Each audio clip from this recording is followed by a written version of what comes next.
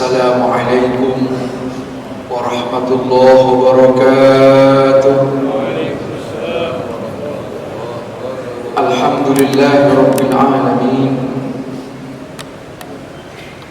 Wassalatu wassalamu ala asyrafil mursalin sayyidina wa habibina wa syafi'ina wa maulana Muhammadin sallallahu alaihi wasallam wa ala alihi wa sahbihi ajma'in, amma ba'd.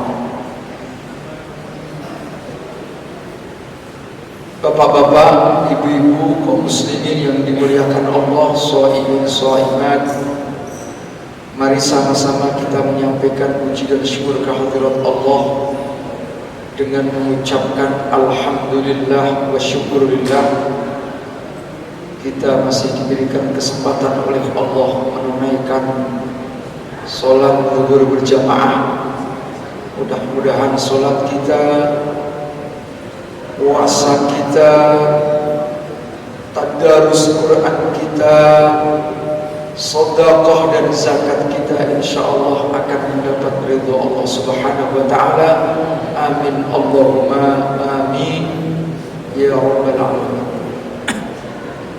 Kaum muslimin yang dimuliakan Allah, kuliah zuhur hari ini saya akan membahas tentang nuzulul Quran fil Quran.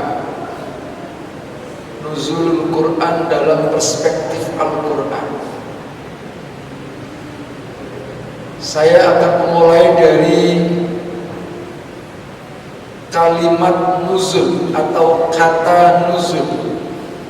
Ma huwa nuzul wa ma adraka man nuzul.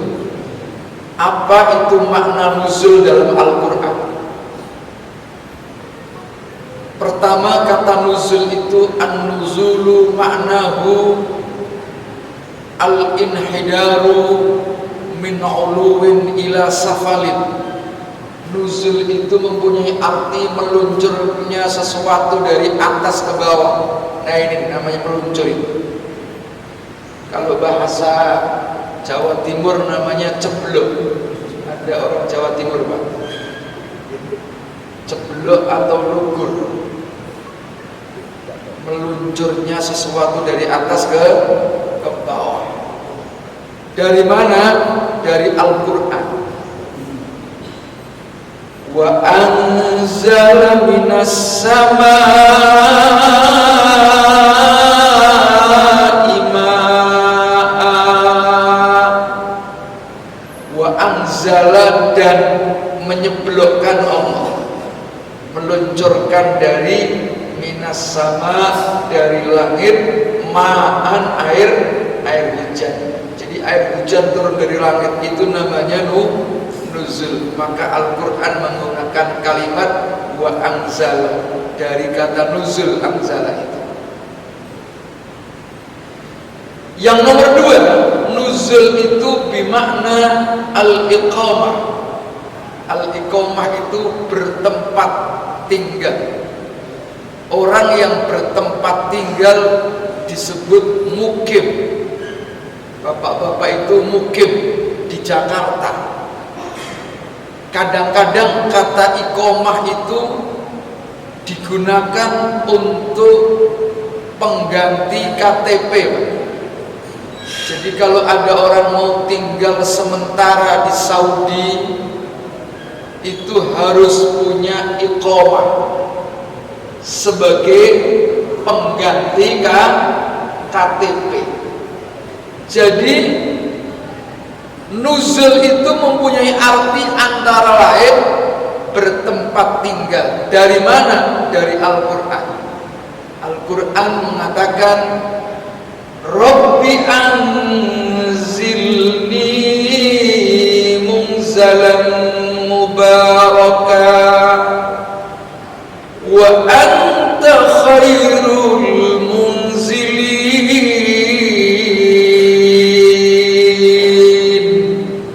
Rabbi, duh Gusti ya Allah, anzilni. Nah, anzilni nuzul juga itu. Tapi anzilni maknanya tempatkanlah bukan ceblokkanlah kami minta dibanting nanti. Tempatkanlah kami mungzalan mubarakan, tempat yang diberkahi. Ayat ini oleh sebagian kiai dijadikan ijazah diberikan kepada santrinya yang mau boyong, Pak. Tahu boyong, Pak? Boyong itu mau kembali dari pondok ke rumahnya untuk selama-lamanya. Itu, Bu. Kalau pulang saja biasa. Kalau pulang kembali lagi namanya mudik. Bapak-bapak sebentar lagi mau mudik, tapi nanti habis Syawal balik lagi. Tapi kalau boyong selama-lamanya. Nah, santri yang mau boyongan sowan kepada Pak Kiainya. Kata Pak Kiai, ini kalian baca, pokoknya baca aja gitu kan. Khasiatnya kata Pak Kiai, nanti kalau kamu sudah pulang ke kampungnya, insya Allah cepat-cepat punya rumah. Ini kadang-kadang saya ceramah begini, nanti ada anak muda datang ke saya, bacanya berapa kali Pak Kiai? Ketahuan belum punya rumah yang ngomong-ngomong gini tuh. Nyengirnya kan ketahuan ya, belum punya rumah dengan yang punya. Jadi kalimat anzilni itu tempatkanlah kami. Itu nomor 2. Nomor 3, nuzul itu dimaknakan secara metaforis, tidak dimaknakan yang sesungguhnya. Atau bahasa ulumul Quran, ditakwil. Takwil itu memalingkan makna dari makna yang sesungguhnya ke makna yang lain. Itu namanya makna metafor. Kenapa makna digunakan makna metaforis? Karena nuzul itu digandengkan dengan Al-Quran, sementara Al-Quran itu sebagian daripada sifat Allah, yaitu kalamullah.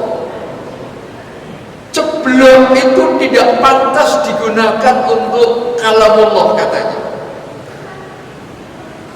Tidak pantas digunakan untuk Allah. Misalnya kalau dalam kajian teologis, yadullah fawqa aydihim, tangan Allah. Masa tangan Allah? Maka ulama-ulama mutaakhirin dari kelompok ahli sunnah wal jamaah, kata yad itu ditakwil dengan kalimat qudratullah, kekuasaan Allah. Itu makna memalingkan makna yang sesungguhnya. Nah, sama dengan nuzul. Ibnu Taimiyah itu ulama hebat, Pak. Karangannya sangat produktif lah. Di karangan intelektual, para pakar terkenal. Ibnu Taimiyah itu hebat. Tapi Ibnu Taimiyah itu di kalangan santri tidak populer. Ya. Kalau pendapatnya Ibnu Taimiyah nggak mau gitu aja, padahal orang hebat. Gara-garanya apa, Pak? Gara-garanya hanya menafsirkan hadis Allah itu kalau di 2/3 malam turun. Lah ada yang nanya bagaimana turunnya Allah? Ibnu Taimiyah hanya mencontohkan dari mimbar turun ke bawah. Ini turunnya Allah. Itu santri sedunia nggak mau dengan Ibnu Taimiyah gara-gara itu, Pak. Ya. Kadang-kadang ya kiai pun kadang-kadang kan ada tafsiran yang nyeleneh itu ada. Saya kira semua intelektual di dunia manapun pasti mengalami seperti ini. Misalnya Pak Quraisy atau siapapun ya, kadang-kadang ada tafsirannya yang di luar kebiasaan. sekarang yang nomor 2, apa itu Al-Quran? Yang kita baca tiap hari itu apa?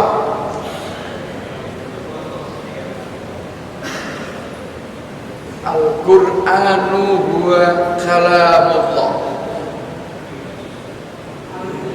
Tapi tidak semua kalamullah disebut Quran. Kalau diturunkan kepada Nabi Daud, namanya kitab Zabur. Kalau diturunkan kepada Nabi Musa, namanya Taurat. Kalau diturunkan kepada Nabi Isa, namanya Injil. Baru kalau begitu cara membuat sebuah definisi menurut ilmu apa definisi itu? Ilmu mantek atau ilmu logika. Maka harus ditambah kalamullahi al-munazzal ala Muhammadin sallallahu alaihi wasallam. Kalamullah yang diturunkan kepada Nabi Muhammad. Tapi ada yang protes, tidak semua kalamullah yang diturunkan kepada Nabi Muhammad itu Al-Quran. Ada hadis qudsi, Pak. Hadis qudsi itu apa? Kalamullah diturunkan kepada Nabi Muhammad. Apakah disebut Quran? Tidak, sebutannya hadis qudsi. Maka definisinya harus ditambahi biwasitati Jibril, dengan perantaraan malaikat Jibril, karena hadis qudsi tidak melalui perantara malaikat Jibril. Lalu disempurnakan oleh para ulama, al-muta'abbad bitilawatihi, yang membacanya dianggap ta'abbud, dianggap ibadah. Artinya ibadah itu punya nilai pahala. Misalnya kita baca Alif Lam Mim, kata ulama, likulli harfin asyru hasanah. Setiap satu huruf akan mendapatkan 10 kebaikan. Jadi Alif Lam Mim berarti 3 huruf 30. Ini kalau orang dagang suka dihitung, pahala saya kita berapa ini? Itu ciri-ciri orang dagang. Padahal nggak perlu kita ngitung-ngitung pahala ya Pak ya. Tapi kan kadang-kadang orang itu untuk memberikan semangat, ya kadang-kadang perlu ditunjukkan itu. Dosen juga begitu, kalau ayo dikasih THR tinggi, ngajarnya semangat.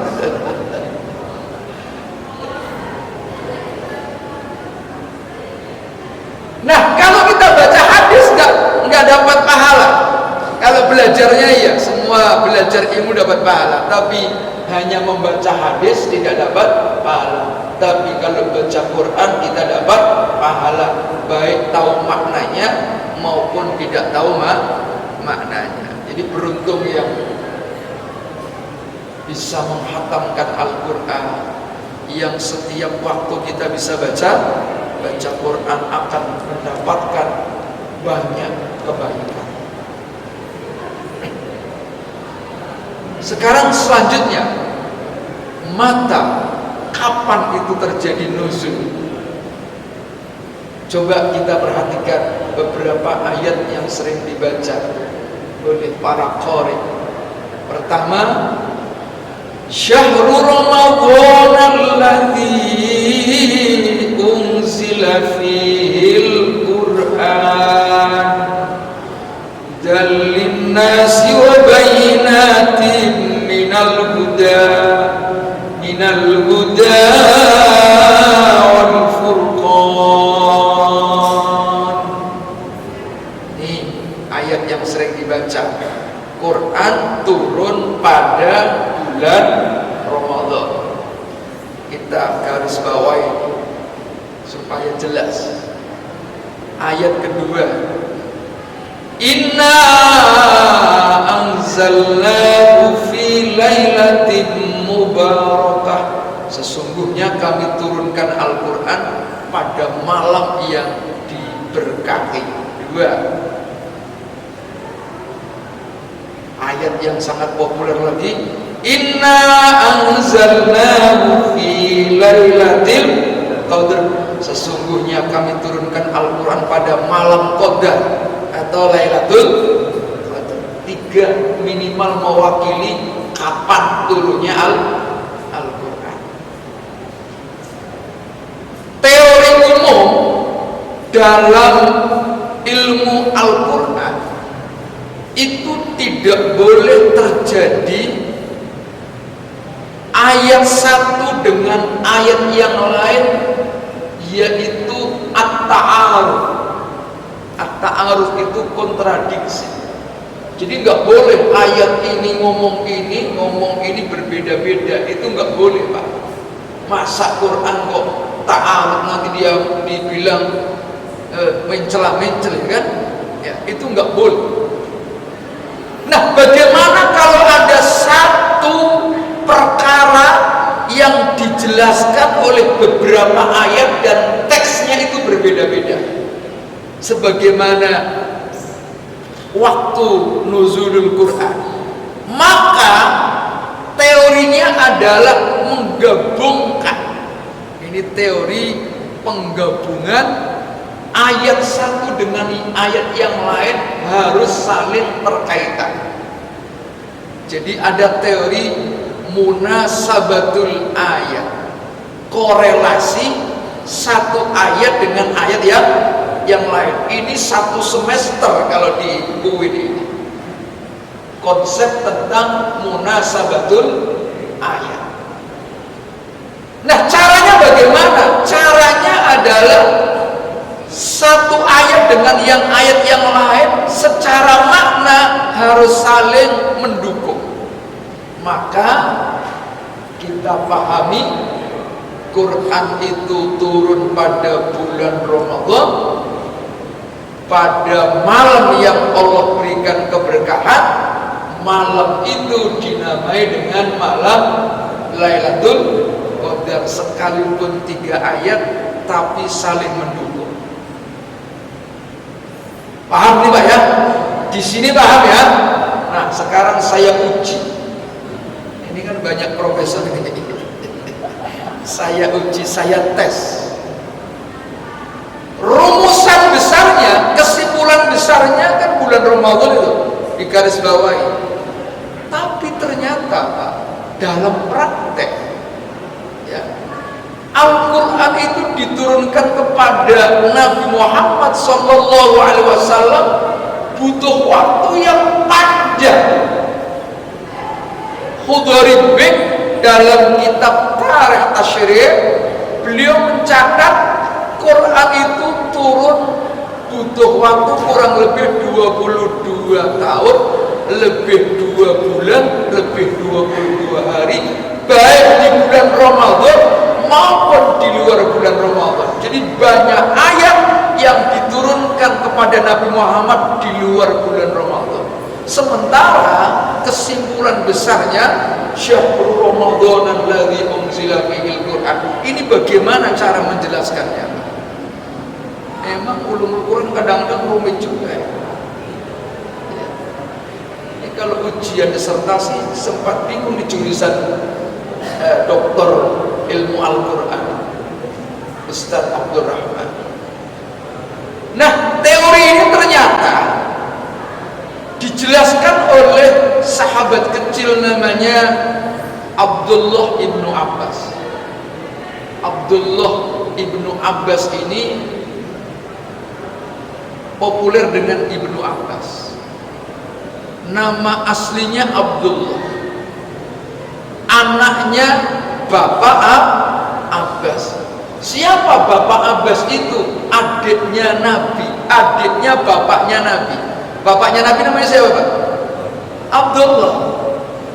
Jadi Abdullah punya adik namanya Abbas, Abbas punya anak dikasih nama Orang Arab suka bulet-bulet begitu tuh. Masih nama, pakai nama pamannya, nama kakeknya, itu biasa Pak. Tradisi Arab memberi nama. Kalau begitu, Abdullah ibnu Abbas dengan Nabi itu saudara sepupu, ya. Bapaknya yang kakak beradik, punya anak sama-sama anak laki-laki, saudara. sepupu. Nabi sudah menjadi nabi, Abdullah ini masih kecil. Datanglah kepada Nabi sambil dipegang kepalanya. Namanya anak kecil kan dipegang itu. Nabi doain Pak kepada si Abdullah itu. Apa doanya? Ini doa yang sering dibaca oleh kiai-kiai kalau acara 7 bulan muter-muter itu. Kan suka kepalanya diputer-puter itu kan. Nah, dicari rujukannya, kiai-kiai itu nggak ngarang-ngarang loh Pak. Jadi ada dasarnya. Semua yang dilakukan oleh kiai-kiai Indonesia itu keren-keren Pak. Walaupun kadang-kadang ada orang yang kritik. Ya. Misalnya terawih. Terawih itu kalau dalam hadis begitu mau terawih ke terawih berikutnya, tradisi kita itu apa? Al-Khalifatul Awal atau Al-Khalifatul Ula Amirul Mukminin Sayyiduna Abu Bakar As-Siddiq. Oh, Pak, itu kiai-kiai Indonesia itu hebat-hebat gitu kan. Itu kalau orang nggak suka dikritik itu bid'ah katanya. Mengada-ngada kan ini di luar sholat, bukan di dalam sholat Pak. Tapi kiai-kiai itu ada alasannya Pak, nggak sembarangan.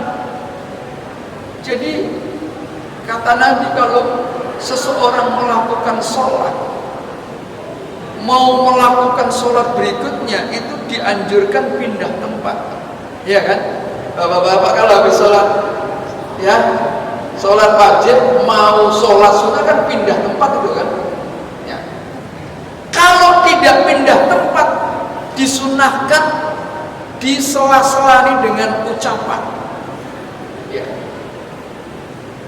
Itu ada dua pilihannya. Kalau ngomong, pindah kan nggak enak itu. Dia kan tetap tempatnya. Kalau pindah selesai itu pindah, masa saya gantian kamu sini, gantian kamu sini. Begitu rokaat gantian, nggak keren belas itu. Itu oleh kiai-kiai dicari penggantinya, bagaimana caranya? Digantilah Al-Khalifatul Ula Amirul Mukminin Sayyidina. Bahwa itu keren itu. Dan itu dulu juga ada asbabnya, karena banyak orang-orang itu yang membenci sahabat. Mohon maaf, ada kelompok tertentu yang tidak suka dengan Abu Bakar, maka terus dikumandangkan para sahabat tersebut. Itu ulama-ulama kita ini keren-keren ya. Jadi kalau baru ngaji jangan coba-coba ngeritik kiai itu. Kiai itu enggak sembarangan. Kadang-kadang ya sarungan aja gitu, tapi dalilnya ada aja dicari itu. Ya. Tadi sampai mana saya? Nah, Abdullah bin Abbas itu tadi didoain oleh Nabi. Apa doanya? Allahumma faqihhu fid din wa allimhu al-hikmata wa ta'wil. Ya Allah, faqih. Faqih itu dari kata fikih, Pak. Bapak-bapak baca belajar fikih, apa itu? Ma makna al-fiqh? Apa itu artinya fikih? Al-fiqhu huwa al-fahmu. Jadi al-fiqhu lughatan al-fahmu. Fikih itu secara bahasa mempunyai arti faham. Baru kalau secara istilah al-ilmu bil ahkam syar'iyyah, itu kan? Dan seterusnya dan seterusnya. Nah, secara bahasa fikih itu maknanya faham. Kalau fikihkanlah anak ini berarti paham, karena anak ini fiddini dalam urusan agama, wa allimhu al-hikmata wa ta'wil, pintarkanlah bocah ini ilmu hikmah dan tafsir. Abdullah besar sedikit sudah alim bidang tafsir, sehingga semua ulama-ulama ahli tafsir pasti merujuk pendapatnya Abdullah bin Abbas. Apa kata Ibnu Abbas? Al-Quran itu diturunkan oleh Allah marratan, 2 tahapan. Tahapan yang pertama min laihil mahfud, dari loh mahfud ila sama'id dunia, ke langit yang paling dekat dengan dunia. Itu diterima oleh malaikat Jibril jumlatan wahidatan, sekaligus. Ini yang membedakan dengan kitab-kitab suci yang lain. Kalau kitab suci yang lain diterima oleh nabinya langsung sekaligus. Tetapi kalau Quran hanya sampai pada malaikat Jibril sekaligus.